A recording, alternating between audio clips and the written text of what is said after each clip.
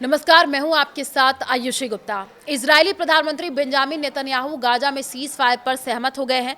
Netanyahu ने सोमवार 29 सितंबर रात अमेरिकी राष्ट्रपति डोनाल्ड ट्रंप से वॉशिंगटन डीसी में मुलाकात की है। जी हां, इसके बाद दोनों नेताओं ने प्रेस कॉन्फ्रेंस करके इसकी जानकारी दी है। टीम ने सीज फायर के लिए 20 पॉइंट का एक प्लान तैयार किया है।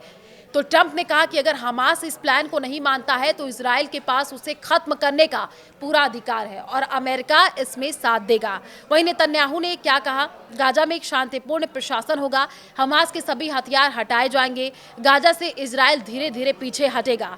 तो ट्रंप के सीज फायर प्लान के 20 पॉइंट्स आपको समझा दे। ट्रंप ने प्रेस कॉन्फ्रेंस में यह बताया है कि इस प्लान में गाजा में युद्ध रोकना, सभी बंधकों को छोड़ना और गाजा में प्रशासन चलाने के लिए एक अस्थायी बोर्ड बनाने का प्रस्ताव है।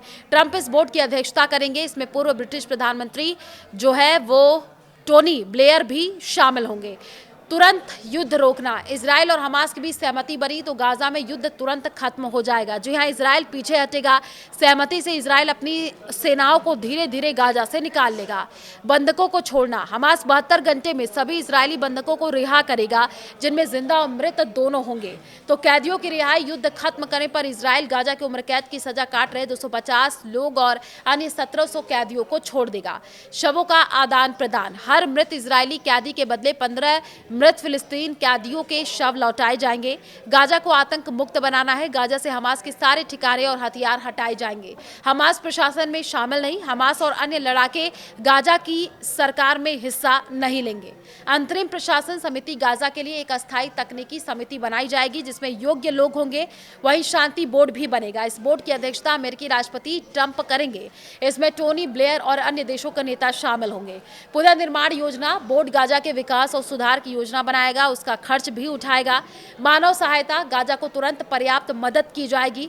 वहीं विशेष व्यापार क्षेत्र, गाजा में खास व्यापारिक क्षेत्र बनाए जाएंगे जिससे रोजगार बढ़ेगा। तो देखिए, लोगों की आजादी, किसी को गाजा छोड़ने के लिए मजबूर नहीं किया जाएगा। जो चाहे जा सकता है और लौट सकता है। सुरक्षा के लिए फोर्सेस, एक अंतर्राष्ट्रीय सुरक्षा बल गाजा में सुरक्षा बनाए रखेगा, यानी पुलिस की ट्रेनिंग, सुरक्षा बल गाजा पुलिस को ट्रेनिंग देंगे और मदद करेंगे। सीमा सुरक्षा, इजराइल और मिस्र की सीमाओं पर सुरक्षा मजबूत हो जाएगी।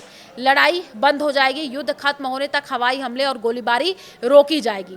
मानवाधिकार सुनिश्चित, यानी अंतर्राष्ट्रीय संगठन गाजा में मदद और सुरक्षा की निगरानी करेंगे। तो आपको बता दें कि शांति बातचीत हुई है। इजराइल और फिलिस्तीन के बीच शांति के लिए बातचीत शुरू होगी।